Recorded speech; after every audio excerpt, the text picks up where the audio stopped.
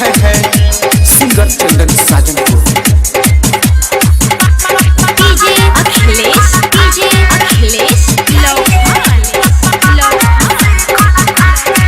बानी चहिया से आइले गावाना माई सूती अलग बिछा के।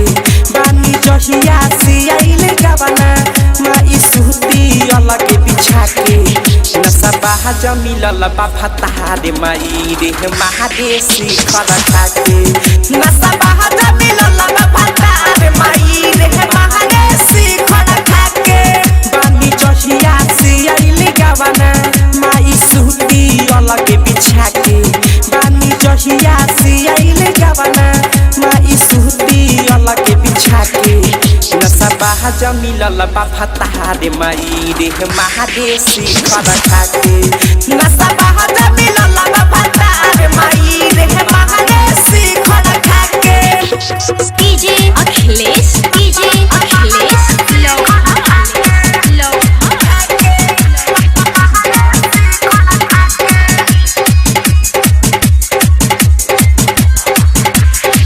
रोज दिन के डोजरे माई कोइली बारात में उठावहना।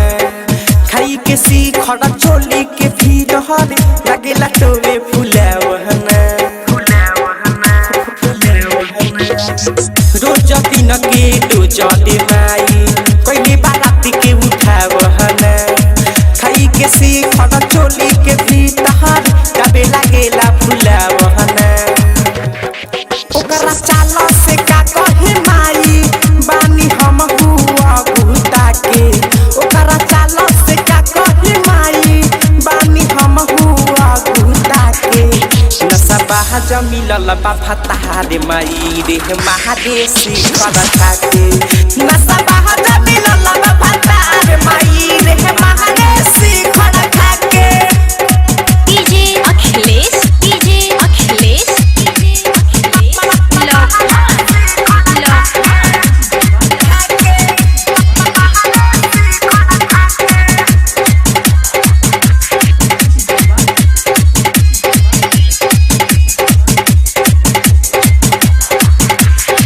धई के कमर राती के हमरे दिले बा हम के डहर दहु। लुटी खा जहना कटी के तनो महाना माने नहीं मोड मोहर दहु। धई के कमर राती के हमरे दिले बा हम के डहर दहु। लुटी खा जहना कटी हम महाना माने नहीं मोड मोहर दहु। दिन रहे चाहे रात उत्तर रहेला घर में समा के। दिन रहे चाहे रात उत्तर रहेला घर में समा के। नशा बाहा जमिलल बाफा तारे माई रे महादेसी खड़ा खाके। नशा बाहा जमिलल बाफा तारे माई रे महादेसी खड़ा खाके। डीजे अखिलेश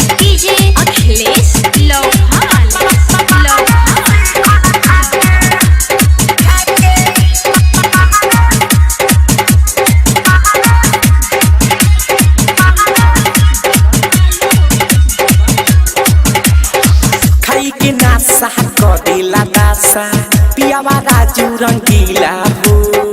चंदन साजन डरेला मोहन तुमसे हम का कहिला हो। खाई के नाश्ता करेला दासा पियावा राजू रंगीला हो। चंदन साजन डरेला मोहन तुमसे हम का कहिला हो। विवेक तूफान जी से हम रह गईनी होला जाके। विवेक नित्या जी से हम रह गईनी होला जाके। नशा बाहा जमिलल बाफा तारे माई रे महादेसी खड़ा खाके। नशा बाहा जमिलल बाफा तारे माई रे महादेसी खड़ा खाके। नित्या रिकॉर्डिंग स्टूडियो।